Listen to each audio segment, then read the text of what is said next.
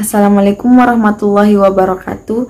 Yang terhormat Ibu Rizka Jafar MSI selaku dosen pengampuh mata kuliah Ekonomi, Industri dan Regulasi, dan teman-teman mahasiswa sekalian yang berbahagia. Semoga kita selalu berada di dalam lindungan Allah Subhanahu wa taala. Sebelumnya, perkenalkan saya Nur Aisy As-Sari selaku moderator pada diskusi kita hari ini, beserta anggota kelompok 5 lainnya, yaitu yang pertama Sisi Pratiwi, yang kedua saya sendiri, yang ketiga Fajrina N, dan yang keempat Suryanti, dan yang terakhir Siti Hardianti Kasim. Judul materi diskusi kelompok kami hari ini bertema kebijakan pemerintah dalam industri dan perdagangan atau kebijakan privatisasi dan kebijakan persaingan usaha. Langsung saja kita persilahkan kepada pemateri yang pertama, kepada Saudari Sisi Pratiwi, dipersilahkan. Saya, Sisi Pratiwi, akan menjelaskan mengenai kebijakan pemerintah di bidang industri. Yang pertama, pembangunan industri diarahkan pada industri yang berbasis pertanian dan pertambangan serta kelautan, yang mampu memberikan nilai tambah yang tinggi dan mampu bersaing dalam pasar lokal, regional, nasional, global, dan mampu menghasilkan nilai tambah tinggi. Yang kedua, pengembangan IKM dan industri mikro, di mana perlu didorong dan dibina menjadi usaha yang makin berkembang dan maju sehingga mampu mandiri dan dapat meningkatkan pendapatan masyarakat, memperluas lapangan kerja dan kesempatan berusaha. Yang ketiga, menggalakkan iklim yang sehat dalam berusaha bagi pelaku ekonomi untuk menumbuhkan kegiatan usaha yang mampu menjadi penggerak utama pembangunan ekonomi.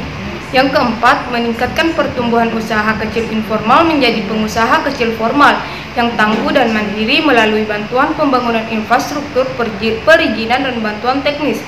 Yang terakhir yaitu meningkatkan dan mengoptimalkan perolehan devisa ekspor produk industri kehutanan, pertambangan, pertanian dalam arti luas berikut industri turunannya. Adapun kebijakan pemerintah dalam melindungi industri dalam negeri, yaitu langkah-langkah kebijakan yang diberikan pemerintah untuk melindungi industri dalam negeri adalah melalui yang pertama itu tindakan pengamanan atau safeguard, di mana tindakan yang diambil pemerintah untuk memulihkan kerugian serius atau untuk mencegah ancaman kerugian serius dari industri dalam negeri sebagai akibat dari lonjakan impor barang sejenis. Yang kedua yaitu tindakan dumping adalah menjual barang di luar negeri lebih murah daripada harga di dalam negeri, atau menjual barang di suatu negara lebih murah daripada di negara lain, atau menjual barang ke luar negeri atau lebih rendah dari biaya produksi dan transformasi, di mana tindakan dumping ini baru melanggar ketentuan perdagangan internasional apabila mengakibatkan injuri kepada produksi dalam negeri. Kebijakan privatisasi dalam berbagai literatur berarti mengurangi peran pemerintah dalam berbagai kegiatan yang selama ini menjadi bagian dan tugas serta fungsi pemerintah melalui pengoperasian BUMN-nya. Kegiatan privatisasi yang dilaksanakan oleh pemerintah merupakan upaya dalam mendorong efisiensi dan mewujudkan terselenggaranya pemerintah yang baik. Di samping itu, privatisasi juga dapat menjadi modal alternatif pembiayaan untuk memenuhi kebutuhan anggaran dalam kegiatan pembangunan nasional. Melalui privatisasi, pemerintah tidak lagi memiliki seluruh aset perusahaan atau melaksanakan seluruh kegiatan yang selama ini dilaksanakan sendiri, tetapi telah menyerahkan sebagian dari tugas dan fungsinya kepada sektor swasta. Salah satu tujuannya adalah untuk mempromosikan kompetisi dan peningkatan efisiensi di sebuah perusahaan. Tujuan-tujuan khusus lainnya yang dapat disebutkan antara lain promosi kepemilikan saham yang luas, baik pekerja maupun masyarakat, peningkatan daya kompetisi, kemajuan inovasi teknik, serta pemecahan hambatan antara pekerjaan dan manajemen. Baik, saya Fajrina N akan melanjutkan materi dari Saudari Sisi Pratiwi. Keuntungan yang bisa didapatkan dari privatisasi, yang pertama hilangnya pengaruh politis, yang kedua peningkatan efisiensi secara umum, yang ketiga pandangan jangka pendek, yang keempat persaingan yang semakin tinggi, yang kelima pemerintah mendapatkan dana tambahan dari penjualan perusahaan, dan yang terakhir adalah pengurangan tarif pajak. Kerusakan privatisasi bagi perusahaan, yang pertama penyalahgunaan kepentingan umum, yang kedua masalah-masalah eksternal, yang ketiga maksimisasi keuntungan oleh sektor privat menjadi utama sehingga tingkat tujuan kerusakan yang ditumbuhkan secara sosial akan muncul. Yang keempat, redistribusi kekayaan. Yang kelima, hilangnya skala ekonomi. Yang keenam, kehilangan pekerjaan. Yang ketujuh, pemerintah kehilangan dividen potensial. Yang ke-8, masalah regulasi monopoli swasta. Yang ke-9, berkurangnya transparansi. Yang ke-10, masalah infleksibilitas. Yang ke-11, biaya lebih besar dibebankan oleh konsumen. Baiklah, selanjutnya saya akan membahas contoh kasus kebijakan privatisasi.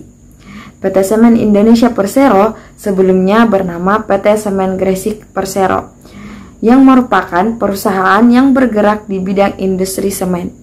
PT Semen Indonesia merupakan perusahaan BUMN yang pertama diprivatisasi pada tahun 1991. Privatisasi pada Semen Indonesia dilakukan guna meningkatkan efisiensi dan efektivitas agar dapat berdaya saing baik di sektor nasional maupun internasional, di mana kemampuan perusahaan untuk dapat berdaya saing dilakukan melalui pembenahan, pengurusan, dan pengawasan berdasarkan prinsip-prinsip tata kelola perusahaan yang baik atau good corporate governance. Namun, hal itu menjadikan kontribusi PT Semen Indonesia terhadap penerimaan negara bukan pajak itu meningkat. Hasil dari suatu penelitian juga menunjukkan bahwa kontribusi PT Semen Indonesia bagi penerimaan negara bukan pajak itu setelah privatisasi secara keseluruhan dari tahun 2014 sampai dengan tahun 2016 mengalami perubahan yang fluktuatif atau naik turun. Privatisasi melalui pasar modal yang dilakukan oleh PT Semen Indonesia dilakukan dengan beberapa pertimbangan, yaitu yang pertama, kondisi pasar modal pada saat itu sedang baik. Yang kedua, untuk memperluasan usaha besar diperlukan dana yang besar untuk mengurangi beban keuangan negara. Yang ketiga, meningkatkan efisiensi dan pengelolaan perusahaan. Dan yang terakhir, mengurangi campur tangan birokrasi terhadap pengelolaan perusahaan setelah go public. Sekian penjelasan materi dari saya. Selanjutnya, materi selanjutnya akan dibahas oleh teman saya. Assalamualaikum warahmatullahi wabarakatuh. Perkenalkan, nama saya Siti Hardianti Kasim dengan NIM 90300119061. Di sini saya akan menjelaskan mengenai kebijakan yang kedua, yaitu kebijakan persaingan usaha. Kebijakan persaingan usaha merupakan kebijakan yang bertujuan untuk memastikan bahwa persaingan usaha tidak dibatasi atau dirusak dengan cara yang merugikan ekonomi dan masyarakat. Kebijakan persaingan usaha ini merupakan salah satu instrumen utama untuk meningkatkan efisiensi penggunaan sumber daya alam dan meningkatkan kesejahteraan konsumen. Kebijakan persaingan usaha merupakan salah satu umpan untuk memancing investasi, di mana ia harus bergerak bersama dengan kebijakan pemerintah, reformasi birokrasi, perbaikan infrastruktur, dan political will dari pemerintah yang memahami betul manfaat kebijakan persaingan usaha yang efektif. Kebijakan persaingan usaha diatur dalam Undang-Undang Nomor 5 Tahun 1999 tentang larangan praktik monopoli dan persaingan usaha tidak sehat, atau biasa disebut sebagai Undang-Undang Anti Monopoli. Nah, undang-undang ini bertujuan yang pertama untuk menjaga kepentingan umum dan meningkatkan efisiensi ekonomi nasional sebagai salah satu upaya untuk meningkatkan kesejahteraan rakyat. Nah, tujuan yang kedua yaitu untuk mewujudkan iklim usaha yang kondusif melalui pengaturan peringanan usaha yang sehat. Maksud saya persaingan usaha yang sehat. Nah, yang ketiga adalah untuk mencegah praktik monopoli atau persaingan usaha tidak sehat. Dan yang keempat, untuk terciptanya efektivitas dan efisiensi dalam kegiatan usaha. Assalamualaikum warahmatullahi wabarakatuh. Saya Suryanti akan melanjutkan materi berikutnya, yaitu mengenai komponen utama dari kebijakan persaingan. Nah, ada dua komponen utama dalam kebijakan persaingan yang komprehensif, yaitu komponen yang pertama adalah kebijakan perdagangan. Kebijakan perdagangan suatu negara memegang peranan penting dalam pembentukan kondisi ekonomi negara tersebut.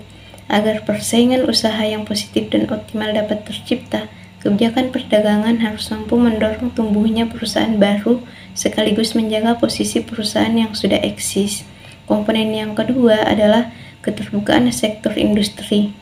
Tingkat persaingan di sebuah negara tercermin dari kebijakan pemerintah dalam mendorong tumbuh dan berkembangnya pemain baru di dunia usaha. Apabila rezim persaingan usaha sebuah negara menyulitkan perusahaan baru untuk tumbuh dan berkembang, maka tingkat investasi yang mengalir ke negara tersebut akan rendah dan tingkat persaingan usaha yang tercipta juga akan rendah. Materi selanjutnya yaitu mengenai tujuan kebijakan persaingan usaha. Menurut Rosenthal dan Matsushita 1997, kebijakan persaingan usaha mempunyai multi sasaran. Yang pertama yaitu efisiensi ekonomi di pasar. Yang kedua, kewajaran atau keadilan dalam praktik bisnis. Yang ketiga, menghilangkan regulasi pemerintah yang tidak efisien. Yang keempat, mengurangi konsentrasi kekuatan ekonomi pada sedikit pelaku pasar. Yang kelima, membatasi kolaborasi di antara pesaing yang memfasilitasi kolusi. Yang keenam, meningkatkan kedaulatan konsumen dengan mendorong perusahaan untuk memproduksi barang dan jasa yang sesuai dengan keinginan konsumen. Dan yang terakhir yaitu menekan biaya produksi dengan tujuan meredistribusi surplus produsen kepada konsumen. Nah, materi yang terakhir yaitu mengenai aspek-aspek persaingan usaha. Ada 4 aspek dalam persaingan usaha. Yang pertama yaitu ancaman masuknya pendatang baru. Masuknya sejumlah pendatang baru akan menimbulkan sejumlah implikasi bagi usaha bisnis yang sudah ada. Misalnya kapasitas menjadi bertambah, terjadinya perebutan market share, dan serta perebutan sumber daya produksi yang terbatas. Yang kedua yaitu ancaman dari produk substitusi. Walaupun produk substitusi memiliki karakteristik yang berbeda, namun ia dapat memberikan fungsi dan jasa yang sama. Karenanya, produk substitusi yang berharga lebih rendah akan mengancam produk yang ada. Aspek yang ketiga yaitu kekuatan tawar-menawar pembeli. Pembeli mampu mempengaruhi perusahaan untuk memotong harga, untuk meningkatkan mutu dan servis, serta mengadu perusahaan kompetitor melalui kekuatan yang mereka miliki. Nah, aspek yang terakhir yaitu kekuatan tawar-menawar pemasok. Selain pembeli, pemasok juga dapat mempengaruhi industri melalui kemampuan mereka untuk menaikkan harga atau pengurangan kualitas produk. Nah, itu saja materi yang dapat saya sampaikan. Lebih dan kurangnya mohon dimaafkan. Saya kembalikan kepada moderator. Demikian presentasi dari kelompok kami. Lebih dan kurangnya mohon dimaafkan. Wassalamualaikum warahmatullahi wabarakatuh.